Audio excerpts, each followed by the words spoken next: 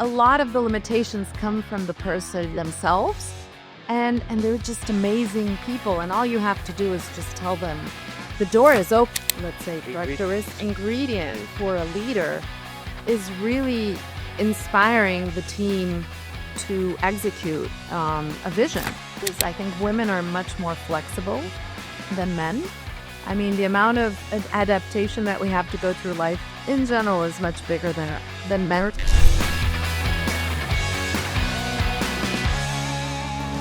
Welcome to Venture Ahead. It's a series of podcasts recorded by IU University.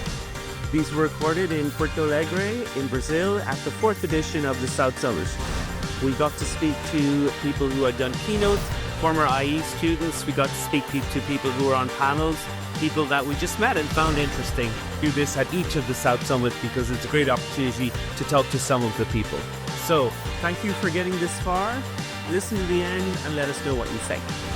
Hi there, this is Professor Joe Haslam from IU Business School, and we're here again at South Summit, Porto Alegre, and we're talking to the speakers and the people from the panel. It's sort of interesting to go a bit deeper into the conversations when you're on stage. And you're from Brazil. This is where... I'm from Brazil. I grew up here. I wasn't born here. I was born in Chile. Okay. I lived in Chile and then in the U.S. when I was a kid, and then moved to Brazil when I was 9. Okay. And then spent most of my years here except for business school and a couple of years that I was studying abroad and working abroad. But you're a Spanish speaker at least, right? I'm a Spanish speaker, yeah. You always spoke Spanish to your mom, yeah? Actually, no. Maybe early on, up until I was 4. But since I moved to the U.S. when I was like 5 years old, and my brother was 4 years younger. Yeah. I learned to read and write in English. And so it was English with my brother, Spanish in the beginning with my mom, but then my dad's Brazilian. So we switched between Portuguese and English. Mm-hmm. And then later only Portuguese when I moved to Brazil. So. Sure. And what are you doing now? Talk to me about what are you up to now? So I run an investment company called Innova Capital. We invest with large family offices. I've been doing that for 15 years. But I've also been sort of an active seed investor, an angel, since the late 90s. And before that, I did like private equity, and also tech investing. So I've basically been involved with that, for most of my career. But what I really, really enjoy is meeting, visionary and passionate entrepreneurs and young, talented students. So I'm also very involved with education in that front. So I was sponsored when I went to HBS, which is my business school. And I love meeting the younger kids and mentoring them. I'm a donator to this organization called Fundação Estudar. And also very involved with entrepreneurship through Endeavor, through my work, but also through Endeavor, with whom I've been involved with since inception. So things kind of run in parallel. Okay. But I would say that I'm a better investor because of Endeavor. I've always been like collaborative. I'm very curious. So I learn a lot from these different businesses that we have to analyze in the ISPs and the international selection panels. And that kind of opened the world to me. And So what's really interesting is that there's research from that institution you mentioned with the H-bomb. What was interesting was that the average age of a successful company founder is 45, So, I mean, why do you think, let me ask you the question, like, why do you think that it's older people tend to build better companies? Well, first of all, I think the research probably shows that maybe the media pays more attention to the younger founders because it's more of a novelty. Young guys in T-shirts. Yes. And maybe when you look at the ones that fail and don't fail, you have less failures on the ones that are run by the older, more experienced people. Yeah. But those people who are older once were younger and they also made mistakes. Yes. So I guess the key reason is because you just learn with your mistakes. And so that's one reason.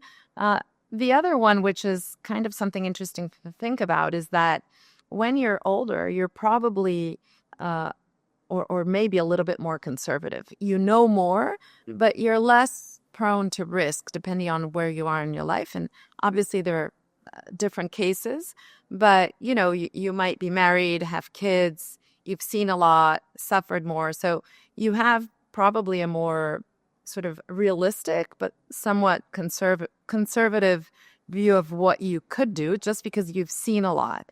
And if you're younger, I think there's more, you have a bigger ability to take risk.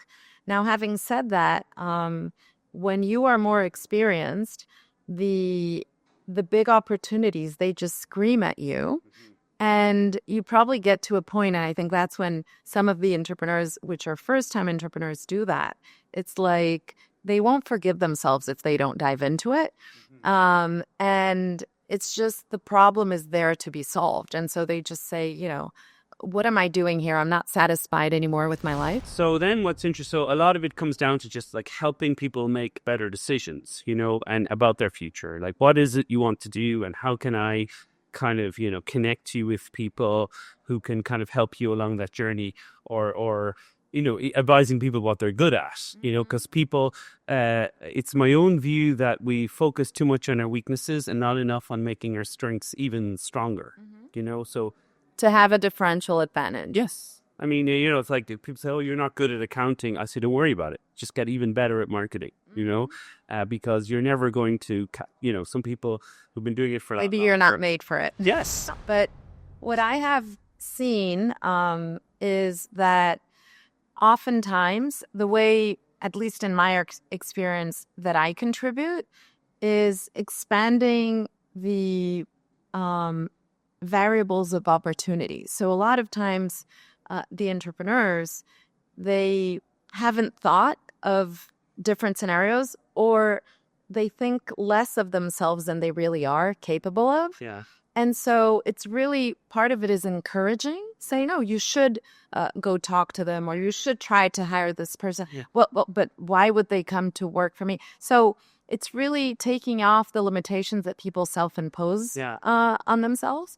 And a lot of times that by itself is already something that unlocks a lot of value. And the other point is one where I do think that the diversity of opinions is really important, because when you get different angles, you can really form much better an opinion on something, especially if you have some doubt. And if you're directed only to like titles or whatever it is, you're not really looking to grasp at like the different angles of what you're trying to solve. Yeah. So, and the other thing is, I do think that the biggest encouragement is really telling people that they can do it.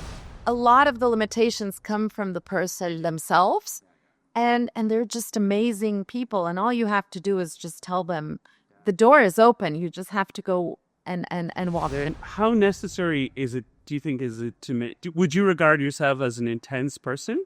And how necessary is intensity? I think so. So the way I see intensity, I know a lot of intense people, and it can be very tiring, dreading to be around somebody who's overly intense.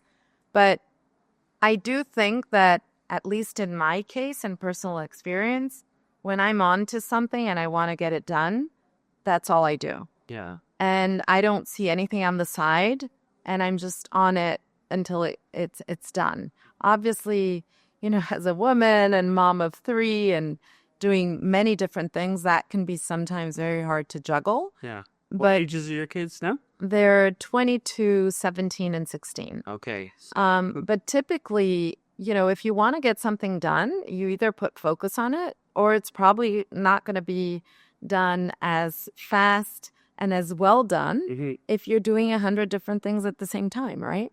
On the flip side, I do think that when you look at businesses themselves, the most needed sort of, let's say, characteristic ingredient for a leader is really inspiring the team to execute a vision.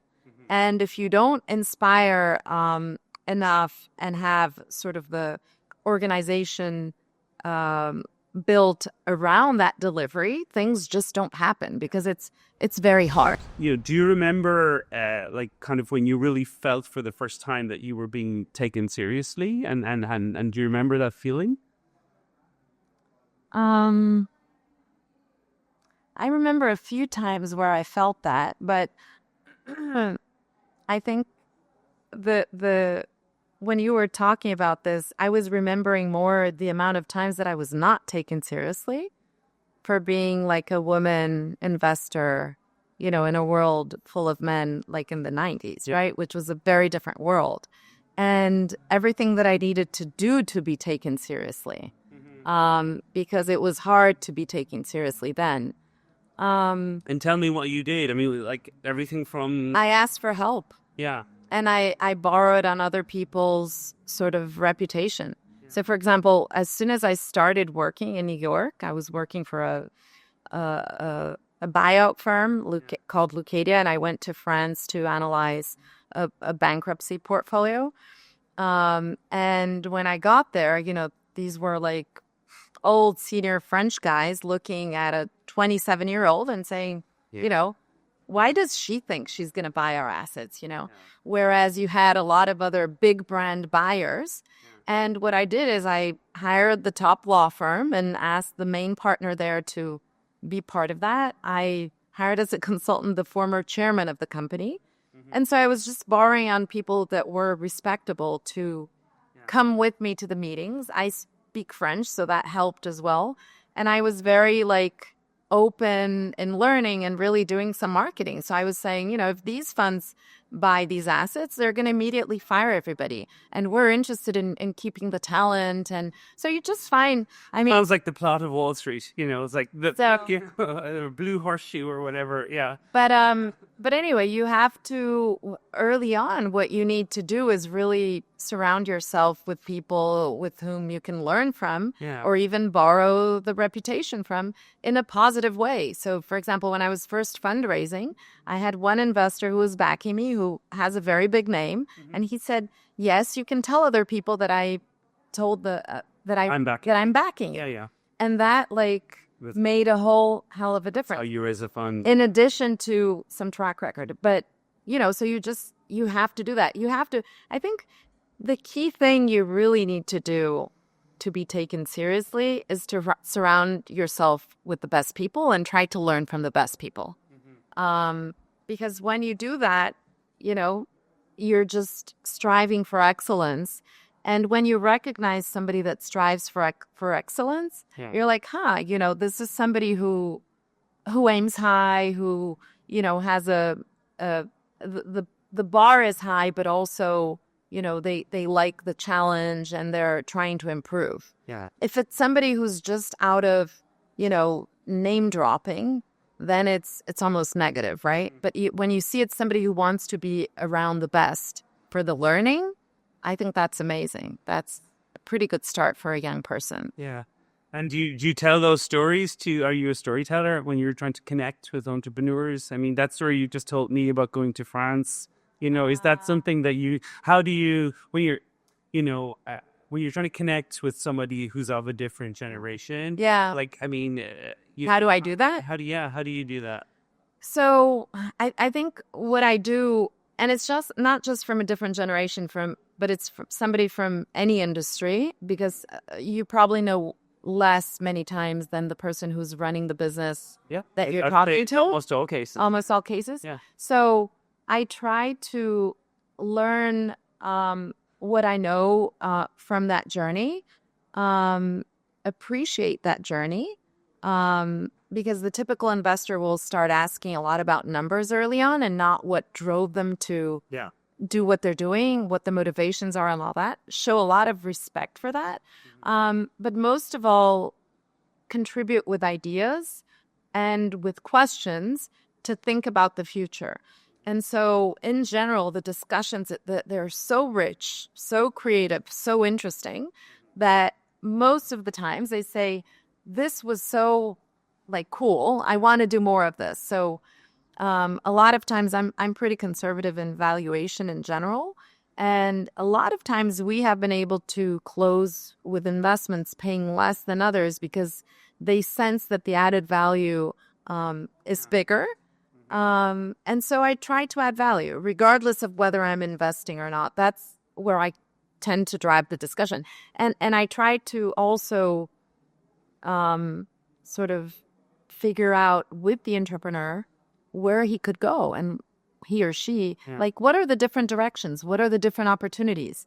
And what are the different connections that we could provide while thinking of these different opportunities?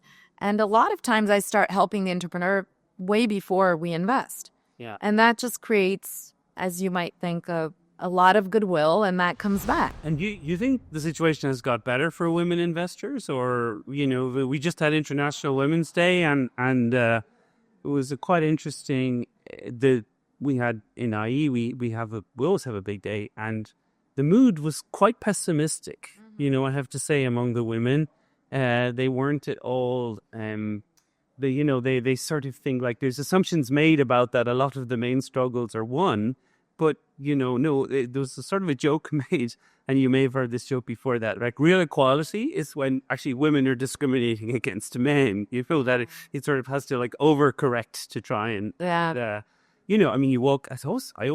I remember my daughter who just sent me a message, like, we were walking around the Prado, the art museum in Museum. She's like, where are the women paintings, And my wife, I didn't have an answer. And I didn't tell him, and I asked my wife, and I said, like, where? And she said, well, you have to realize women for most of existence were sort of like invisible, and there's a really good book. They raise the painters who have the paintings in the walls. But I think it has gotten better. Yes, I do think it has gotten better. But I do think that still we need to work twice as much to get the same recognition. Yeah. That's just a reality. Mm-hmm. And in terms of opportunity, I would not lower the bar to hire a woman versus a man. But I do think that we need to be, so I'm very high standard. Yeah. But having said that, I hired many years ago a CFO that I was trying to hire for my fund and made her an offer. The day I made her an offer, she said, Veronica, I just have to tell you something before I accept. I just found out I'm pregnant. Yeah. And I said, I just think there's no way, like, speaking to another woman is, you'd be terrified of that conversation. Yeah. So she didn't know what to do, but she decided to tell me. And I said, that's not a disease. Yeah.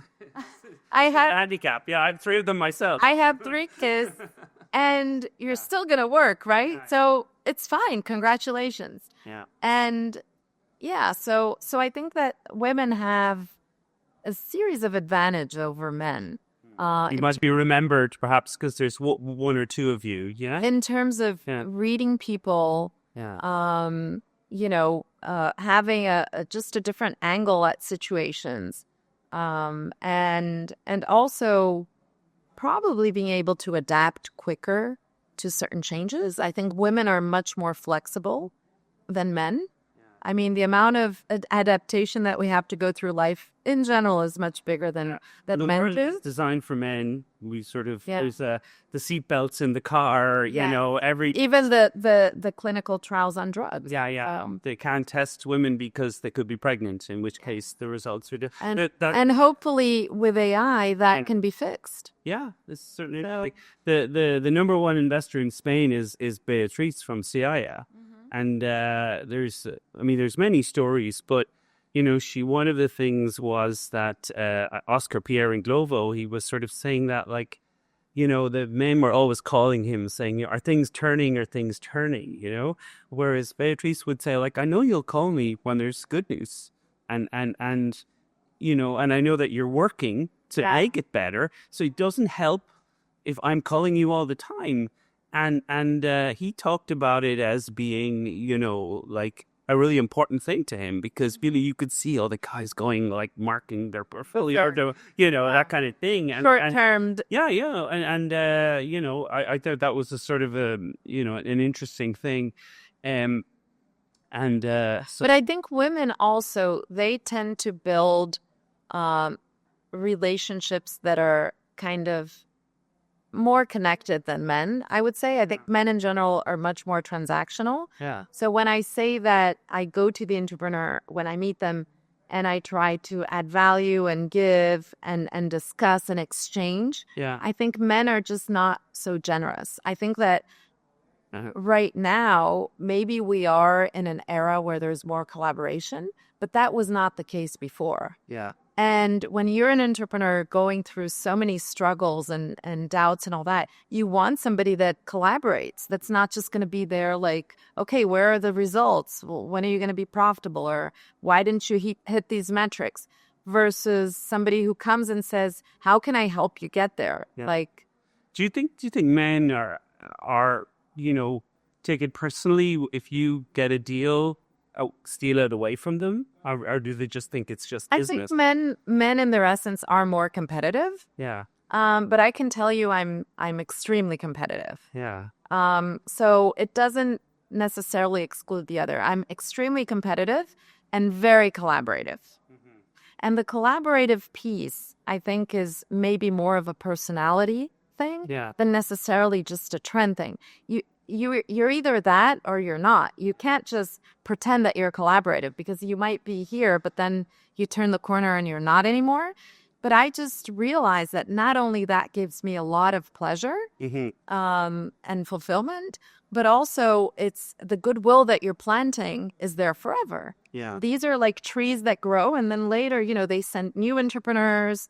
You just have the doors open where you're going. It just, after you've been in this job for a while, you just realize that all the goodwill that you did, it just pays back 100 times. And as an investor, are you just about return, or do you have kind of, do you think about social investing, or do you think about other kinds of investing? So I do think that companies are responsible for their social return as well. So I do like to see that they have their own strategy, which is not an imposed strategy, but I think that they have to see how they will take care of their own sort of environment, not just physical environment, but it could be mental environment, how you treat employees, how you treat your customers, and so forth.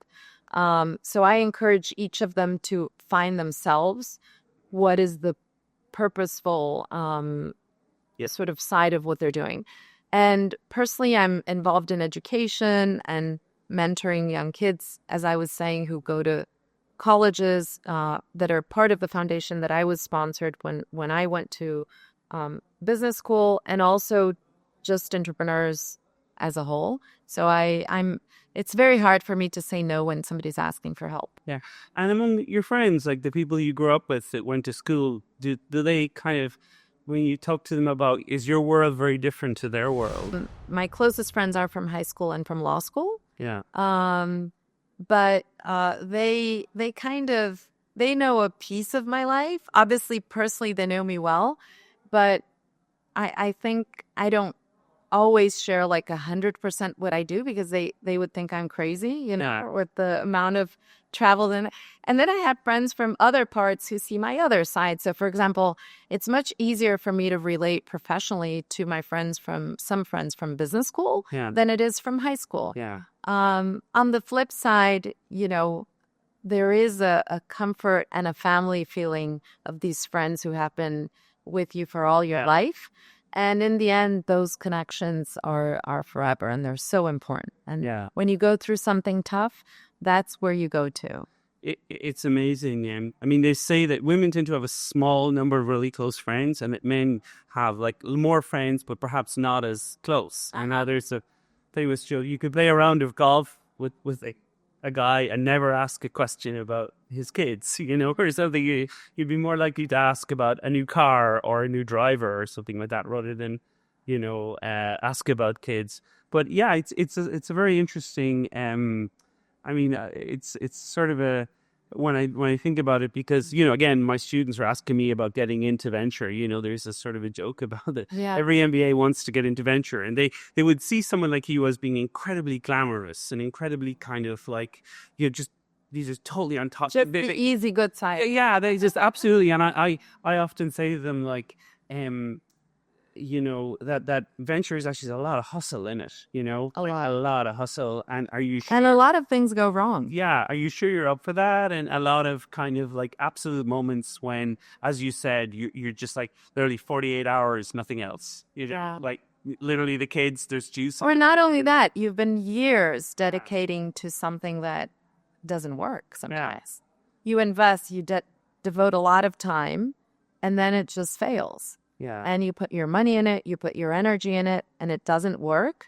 It's very hard. You need to learn how to be very patient, very resilient, not take things personally, and believe. So.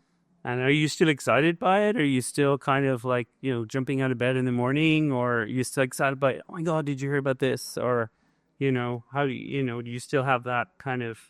I think I still do, because what really drives me is curiosity. Yeah. And I think there's no other better job than what I have to learn every day, because there's always something new coming up, always a new solution, always a new way of thinking, of solving problems. And I love creativity. And I think that entrepreneurs are creators who are good executors. Yeah.